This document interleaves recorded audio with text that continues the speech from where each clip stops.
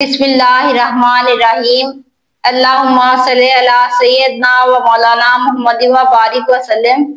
अस्सलाम वालेकुम क्लास 9, कैसे हैं आप सब लोग? उम्मीद है खैरियत से होंगे। आज के इस लेक्चर में हम डिस्कस करेंगे एक्सरसाइज 1.1 के क्वेश्चन नंबर 4, 5 और 6 को डिस्कस करेंगे। इससे पहले हम एक्सरसाइज 1.1 के क्वेश्चन नंबर 1, 2 और 3 को डिस्कस कर चुके हैं। अगर आप लोगों ने वीडियो नहीं देखी तो उसका लिंक आपको डिस्क्रिप्शन बॉक्स और आई बटन में मिल जाएगा। चलते हैं एक्सरसाइज 1.1 के क्वेश्चन नंबर 4 की तरफ। क्वेश्चन नंबर 4 है हमारे पास, name the property use in the following. इन क्वेश्चंस के अंदर हमारे पास जो प्रॉपर्टी यूज हो रही है उसका सिर्फ हमने नाम लिखना है। फर्स्ट क्वेश्चन है हमारे पास a + 4 + b = a + 4 + b। इसके अंदर इस क्वेश्चन के अंदर हमारे पास लेफ्ट हैंड साइड पे भी और राइट हैंड साइड पे भी 3 वैल्यूज हैं। बुक के पेज नंबर 7 पे कुछ प्रॉपर्टी लिखी हुई हैं, उसको हम देख लेते हैं जमा के लिहाज से भी और ज़रब के लिहाज से भी। अगर हमारे पास दरमियान में प्लस का साइन होगा तो हम जमा वाली प्रॉपर्टी देखेंगे, और अगर ज़रब का निशान होगा तो हम मल्टीप्लाई वाली प्रॉपर्टी अप्लाई करेंगे। अब देखें हमारे पास 3 वैल्यूज हैं। जब भी 3 वैल्यूज होंगी तो हमारे पास एसोसिएटिव प्रॉपर्टी यूज होगी। उसके अंदर देखें ए, बी और सी, हमारे पास 3 वैल्यूज हैं लेफ्ट हैंड साइड पे भी और ए, बी, सी, और 3 वैल्यूज हैं राइट हैंड साइड पे भी। और इसके अंदर ए, बी, सी जो है वो तीनों रियल नंबर में से बिलोंग कर रहे हैं। रियल नंबर्स हमारे पास क्या होते हैं?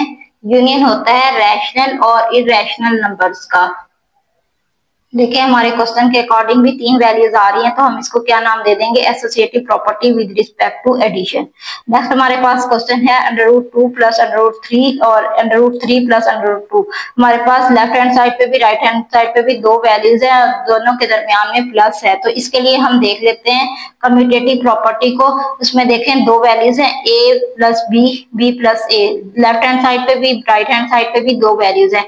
और एग्जाम्पल के तौर पे अगर हम देखें a की वैल्यू है 2 और b की वैल्यू उसने ली हुई है 5, ठीक है, = b की वैल्यू ले ली है 5 और a की वैल्यू ले ली है 2। तो 5 और 2 को एडअप करेंगे तो 7, और 5 और 2 को, ये लाजमी नहीं है कि आपने a को 2 ही रखना है, b को 5 ही रखना है। आप कुछ भी लेके एग्जांपल सोल्व कर सकते हैं इसको, लेकिन हमारे पास शर्त ये है कि हमारे पास दोनों सिचुएशन में आंसर सेम आना चाहिए। तो हम इसको क्या नाम दे देंगे? कम्यूटेटिव प्रॉपर्टी का विद रिस्पेक्ट टू एडिशन, क्योंकि दरमियान में प्लस का साइन है इसलिए हम इसको क्या कर देंगे? जमा के लिहाज से, तो इसको हम जमा के लिहाज से एडिटिव प्रॉपर्टी कहते हैं। नेक्स्ट हमारे पास क्वेश्चन है x - x = 0। इसके लिए हम देख लेते हैं इनवर्स प्रॉपर्टी को। जमा के लिहाज से a है, उसका इनवर्स क्या आ जाएगा? -a। अगर हम किसी भी नंबर का इनवर्स फाइंड करना हो, फॉर एग्जांपल हमारे पास 4 है, इसका इनवर्स क्या आ जाएगा? -4। अगर हमारे पास 5 हो, इसका इनवर्स क्या आ जाएगा? -5। इसी तरह -5 हो तो उसका इनवर्स क्या आ जाएगा? +5। ठीक है, तो इस क्वेश्चन के अकॉर्डिंग देखें हमारे पास x है और इस -x इसका क्या आ रहा है? एडिटिव इनवर्स, और दरमियान में हम क्या लगा देंगे? प्लस का सिंबल। तो हमारे पास ये क्या आ जाएगा? प्लस माइनस माइनस होता है, x - x = 0। तो ये हमारे पास कौन सी प्रॉपर्टी आ गई? जमा के लिहाज से। तो इसको हम क्या बोल देंगे? Additive inverse. नेक्स्ट हमारे पास है a × b + c। a b के साथ भी मल्टीप्लाई हो रहा है और a c के साथ भी मल्टीप्लाई हो रहा है। तो इसके लिए हम देख लेते हैं पेज नंबर 7 पे ये प्रॉपर्टी लिखी हुई है, डिस्ट्रीब्यूटिव प्रॉपर्टी। इसके अंदर है a b c जो है तीनों रियल नंबर्स हैं, और इसके अंदर a जो है वो b के साथ मल्टीप्लाई हो रहा है और a c के साथ भी मल्टीप्लाई हो रहा है। और ये किस तरफ से a मल्टीप्लाई हो रहा है? लेफ्ट साइड से। तो इसलिए इसको क्या कह देंगे? Left distributive property. और ये मल्टीप्लिकेशन के लिहाज से अंदर है ओवर एडिशन, तो हम इसको क्या नाम दे देंगे? Left distributive property of multiplication over addition. Same यही प्रॉपर्टी लिखी हुई है, तो हम इसको क्वेश्चन के अंदर भी यही लिख देंगे कि लेफ्ट डिस्ट्रीब्यूटिव प्रॉपर्टी। नेक्स्ट देखें हमारे पास है 16 + 0 = 16। कोई भी नंबर है उसके अंदर हम 0 को ऐड करें तो हमारे पास वही नंबर आ जाता है, या 0 को इस नंबर के अंदर ऐड करें तो हमारे पास फिर भी 16 ही आए। इसके लिए हम देख लेते हैं प्रॉपर्टी अपनी आइडेंटिटी को। आइडेंटिटी प्रॉपर्टी में देखें अगर कोई नंबर है उसको 0 के अंदर ऐड करें तब भी वही नंबर आता है, या 0 को उस नंबर के अंदर ऐड करें तब भी वही सेम ही आंसर आएगा। उसने फॉर एग्जांपल देख लें यहाँ पे a को 5 लिया हुआ है और 0 लिया हुआ है, ठीक है। उसके यही 5 प्लस 0 करेंगे तो वही नंबर अगेन आ जाएगा। 0 प्लस अगेन कोई नंबर ए जो है हमारे पास, कोई भी नंबर उसने यहाँ पे 5 लिया हुआ है, आप कुछ भी ले सकते हैं, 6 7 जो भी चीज ऐड करें हमारे पास रिजल्ट में वही नंबर आना चाहिए। तो हमारे पास क्या होती है ये वाली प्रॉपर्टी, इसको क्या नाम दे देंगे, आइडेंटिटी प्रॉपर्टी। और ये हमारे पास किसके लिहाज से है, जमा के लिहाज से है, तो हम इसको क्या बोल देंगे, एडिटिव प्रॉपर्टी। तो हम इसको नाम दे देंगे एडिटिव आइडेंटिटी प्रॉपर्टी का। नेक्स्ट हमारे पास है question 100 multiply 1 is equal to 100। इसके लिए हम प्रॉपर्टी देख लेते हैं अपनी मल्टीप्लिकेटिव प्रॉपर्टी के अंदर। अगर हम आइडेंटिटी प्रॉपर्टी को देखें, अगर कोई नंबर है उसको 1 के साथ मल्टीप्लाई करें तब भी वही आंसर आएगा, और अगर 1 को उस नंबर के साथ मल्टीप्लाई करें तब भी हमारे पास सेम ही नंबर आएगा। तो उसने एग्जांपल के तौर पे यहाँ पे देखें, उसने 5 और 1 को मल्टीप्लाई किया हुआ है और 1 और 5 को आपस में मल्टीप्लाई किया हुआ है। दोनों केस में हमारे पास आंसर क्या आ रहा है, 5 ही। तो इसको हम क्या नाम दे देंगे, मल्टीप्लिकेटिव आइडेंटिटी प्रॉपर्टी का। ठीक है, नेक्स्ट क्वेश्चन देखें, हमारे पास है 4 मल्टीप्लाई 5 मल्टीप्लाई। इसके अंदर भी देखें 3 नंबर हैं, लेफ्ट हैंड साइड पे भी और राइट हैंड साइड पे भी, और इसके दरमियान में क्या है, अब मल्टीप्लाई। इसके लिए हम देख लेते हैं प्रॉपर्टी अपनी एसोसिएटिव प्रॉपर्टी को। इसके देखें यहाँ पे अगर कुछ नहीं लगा हुआ तो इसका मतलब है मल्टीप्लाई हो रही है वैल्यूज आपस में। तो हम इसको क्या करेंगे, ये हमारे पास ए बी सी ये 3 वैल्यूज हैं और तीनों आपस में क्या हो रही हैं, मल्टीप्लाई हो रही हैं। तो इसलिए हम अपने क्वेश्चन के अकॉर्डिंग इसी को हम क्या नाम दे देंगे, associative property with respect to multiplication. Next question देखिए, हमारे पास है ए और बी। ए बी हमारे पास क्वेश्चन है, अगर ए और बी के दरमियान कोई सिंबल नहीं डला हुआ तो इसका मतलब है ये आपस में दोनों मल्टीप्लाई हो रहे हैं। बी और ए के दरमियान में भी कुछ नहीं है तो इसका मतलब बी और ए भी आपस में मल्टीप्लाई हो रहे हैं। इसके लिए हम अपनी देख लेते हैं कम्यूटेटिव प्रॉपर्टी को। कम्यूटेटिव प्रॉपर्टी में देखिए 2 वैल्यूज आपस में मल्टीप्लाई हो रही हैं और दरमियान में कोई साइन नहीं है, तो इसका मतलब है कि ये दोनों आपस में मल्टीप्लाई हो रहे हैं। तो जब भी हमारे पास 2 वैल्यूज हो और आपस में मल्टीप्लाई हो रही है और दरमियान में कोई सिंबल ना लगा हुआ हो तो हम क्या करेंगे, उसको हमेशा कहेंगे commutative property with respect to multiplication. Next देखिए, हमारे पास क्वेश्चन नंबर 5 है। इसके अंदर name the property use in the following. इन क्वेश्चन के अंदर जो प्रॉपर्टी यूज हो रही है उसका नाम लिखना है। फर्स्ट क्वेश्चन है हमारे पास -3 less than -1, this implies that 0 is less than 2। इसके अंदर ये less than, greater than, less than, equal than, greater than, equal than, ये सारी हमारे पास क्या होती हैं, इनइक्वालिटीज हैं। अब उसने कहा है कि -3 से -3 लेस देन है -1 से, इसके ऊपर कुछ ऐसा इंप्लीमेंट किया है कि हमारे पास क्या बन गया है, 0 लेस देन 2। देखिए फॉर एग्जांपल अगर मैं ये चीज, इससे ये चीज बनानी है तो मैं क्या करती हूँ, -3 के अंदर +3 ऐड कर दें और -1 के में भी 3 को ऐड कर दें दोनों तरफ। तो हमारे पास क्या आ जाएगा, -3 को +3 करेंगे 0 आ जाएगा और -1 में से 3 जाएगा तो हमारे पास क्या आ जाएगा, 2। तो ये वही चीज बन नहीं गई जो इस साइड पे थी। तो इसका हमने दोनों तरफ ऐड कर रहे हैं, तो ऐड करने से याद रख लें कि ये हमारे पास क्या आ जाएगी, एडिटिव प्रॉपर्टी। अब हम बुक से इस प्रॉपर्टी को देख लेते हैं। ये हमारे पास क्या है, एडिटिव प्रॉपर्टी। देखिए ए लेस देन बी है, अगर हम दोनों तरफ सी ऐड करें, दिस इंप्लाइज दैट अगर दोनों तरफ हम सी ऐड करें तो हमारे पास पहले भी लेस देन था, अब भी लेस देन है, तो हमारी इनइक्वालिटी पे कोई फर्क नहीं पड़ेगा।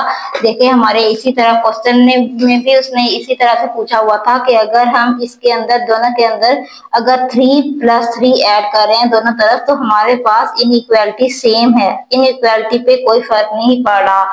अब हम इसको एक एग्जांपल है हमारे पास, ए को अगर मैं 2 ले लिया, बी को 3 ले लेते हैं, सी को 4 रख लिया मैंने। ये मैंने अपनी तरफ से वैल्यूज ले ली हैं आपको समझाने के लिए।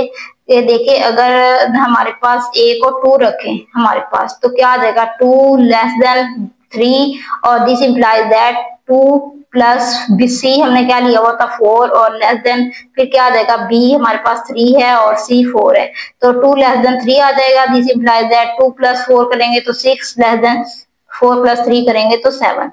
अब देखें कि यहाँ पे अगर पहले इनइक्वालिटी में लेस देन का सिंबल था तो अब भी लेस देन ही आया है, दोनों तरफ सी ऐड करने से कोई फर्क नहीं पड़ा।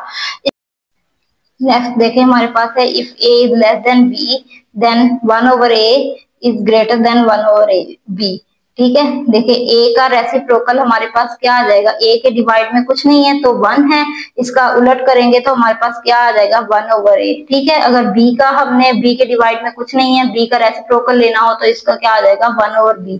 उसने ये कहा है कि अगर हम a लेस देन b है इसका रेसिप्रोकल करेंगे तो हमारे पास इसका इनइक्वालिटी चेंज हो जाएगी। इसको हम अपनी बुक से देख लेते हैं, हमारे पास बुक में दी हुई है ये प्रॉपर्टी रेसिप्रोकल। अगर a लेस देन b है तो दिस इंप्लाइज दैट इसका रेसिप्रोकल करेंगे 1/a, वो क्या आ जाएगा ग्रेटर देन 1/b से। उसने ये बात कैसे लिखी हुई है तो इसको समझने के लिए हम एक एग्जांपल ले लेते हैं ताकि हमें समझ आ जाए। a को मैंने 5 ले लिया है और b को यहाँ पे ले लिया है 6। अगर a लेस देन है b से, this implies that 1/a greater than हो जाता है 1/b। हमारे पास ये है ना कि अगर हमारे पास लेस देन है तो रेसिप्रोकल लेने से इनइक्वालिटी ग्रेटर देन कैसे हो जाती है। देखें जी, अब हमने a को 5 रखा हुआ था, रख लिया, b को 6 लिया हुआ था, मैंने 6 ले लिया। दिस इंप्लाइज दैट इसका रेसिप्रोकल करेंगे 1/a 1/5 आ जाएगा। ठीक है, और ग्रेटर देन 1/6 आ जाएगा। ठीक है, 5 लेस देन 6 है तो 1/5 करेंगे तो हमारे पास क्या आ जाएगा 0.2 और ग्रेटर देन आ जाएगा 1/6 करेंगे तो हमारे पास 0.1। अब देखिए 0.2 जो है वो बड़ा है 0.1 से, इस तरह करके ये हमारे पास 5 जो है वो लेस देन 6 से है, तो इसको हम क्या का नाम दे देंगे रेसिप्रोकल प्रॉपर्टी। नेक्स्ट देखिए जी, हमारे पास है if a is less than b then a plus c is less than b plus c। अगर हम a के अंदर c को ऐड करें और b के अंदर c को ऐड करें तो हमारे पास इनइक्वालिटी में कोई चेंजिंग नहीं आएगी। तो आप इस के अंदर हमने दोनों तरफ c ऐड किया है, ऐड करने से आप याद रख लें ये हमारे पास क्या आ जाएगी एडिटिव प्रॉपर्टी। अब आप आपकी बुक से देख लेते हैं कि ये प्रॉपर्टी पेज नंबर 7 पे लिखी हुई है और इस प्रॉपर्टी को अगर आप देखें a is less than b this implies that a plus c is less than b plus c। दोनों तरफ c ऐड किया तो इनइक्वालिटी पे कोई चेंजिंग नहीं आई, तो इस हम प्रॉपर्टी को नाम दे देंगे एडिटिव प्रॉपर्टी। नेक्स्ट है हमारे पास इफ AC लेस देन है BC and C is greater than 0 then A is less than B।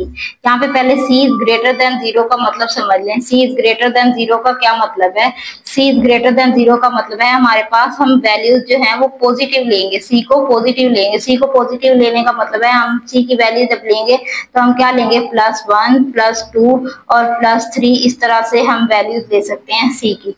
ठीक है, तो इसके लिए हम बुक से देख लेते हैं कि ये प्रॉपर्टी को क्या नाम दिया हुआ है। इस प्रॉपर्टी में देखें तो इसके लिए बुक के अंदर देखें मल्टीप्लिकेटिव प्रॉपर्टी को a लेस देन b है और दिस इंप्लाइज दैट दोनों तरफ c को मल्टीप्लाई करें और हमने यहाँ पे कंडीशन दी हुई है कि अगर c पॉजिटिव है, अगर c पॉजिटिव होगा तो दोनों तरफ c मल्टीप्लाई कर देंगे तो हमारे पास इनइक्वालिटी में कोई चेंजिंग नहीं आएगी। ये इनइक्वालिटी में किस तरह से कोई चेंजिंग नहीं आएगी इसको हम एक एग्जांपल के जरिए देख लेते हैं। एग्जाम्पल देखिए जी, हमारे पास है a को हमने 2 ले लिया, b को हमने 3 ले लिया और c उसने कहा हुआ था ग्रेटर देन 0। ग्रेटर देन 0 का मतलब है c को पॉजिटिव लेना है। c को पॉजिटिव लेना है तो मैंने c को +4 रख लिया। ठीक है, तो ये क्या आ जाएगा हमारे पास इस कंडीशन के अकॉर्डिंग a को 2 और less than 3, this implies that 2 multiply 4 और लेस देन 3 मल्टीप्लाई 4, 2 4 द 8 आ जाएगा, लेस देन 3 4 द 12 आ जाएगा। तो देखिए 2 लेस देन 3 है, दिस इंप्लाइज दैट अगर दोनों तरफ 4 को मल्टीप्लाई किया इट मींस कि c को मल्टीप्लाई किया तो हमारे पास इनइक्वालिटी में कोई चेंजिंग नहीं आई अगर c हमारे पास पॉजिटिव हो तो।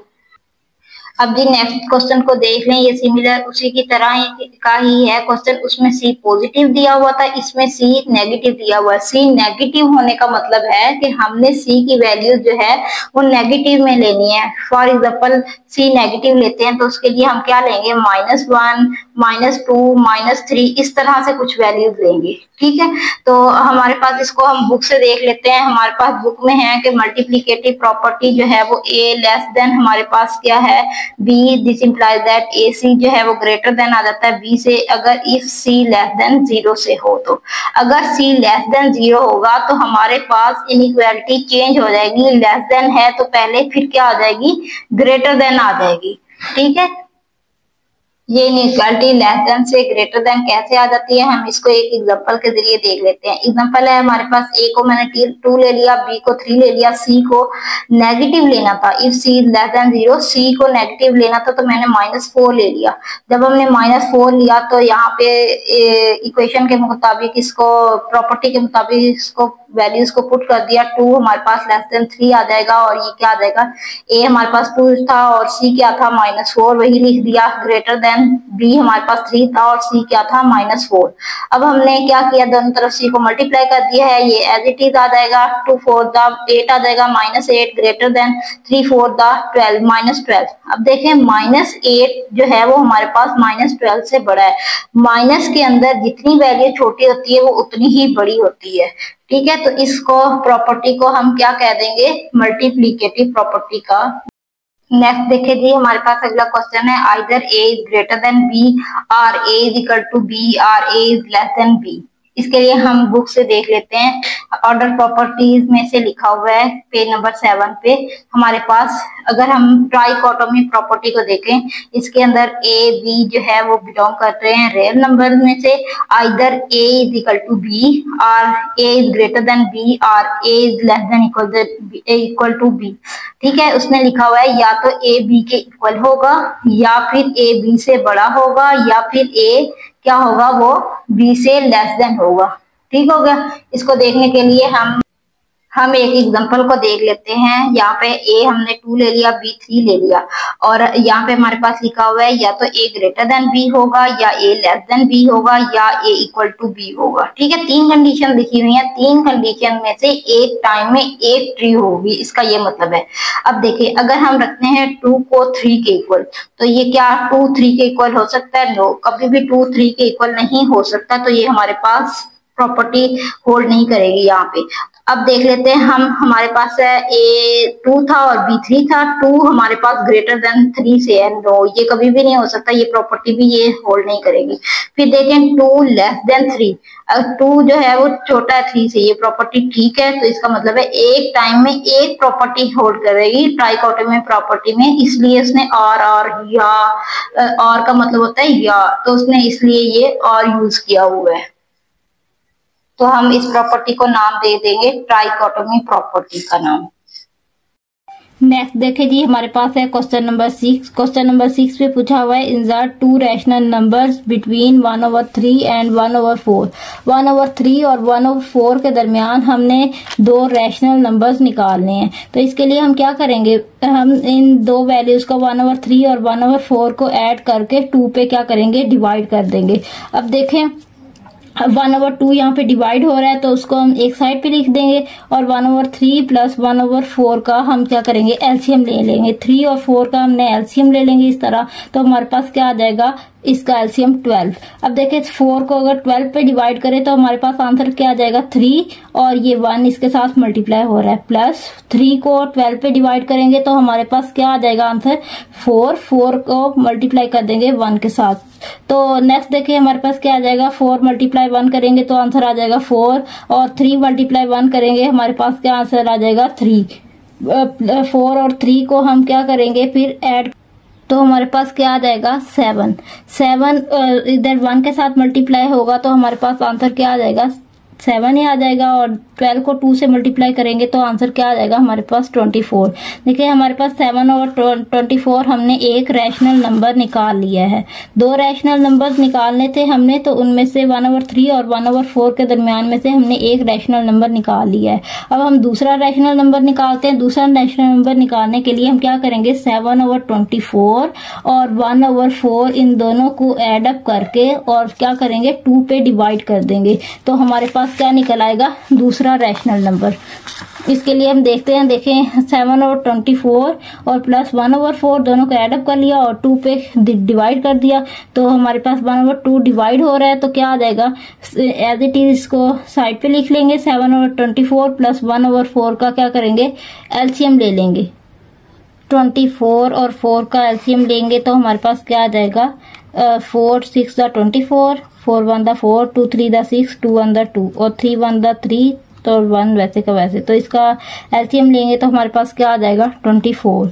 तो 24 और 4 का एलसीएम लिया तो हमारे पास 24 आ गया। 4 को 24 पे डिवाइड करेंगे तो हमारे पास आंसर आ जाएगा 6। 6 को 1 से मल्टीप्लाई करेंगे तो 6 आ जाएगा।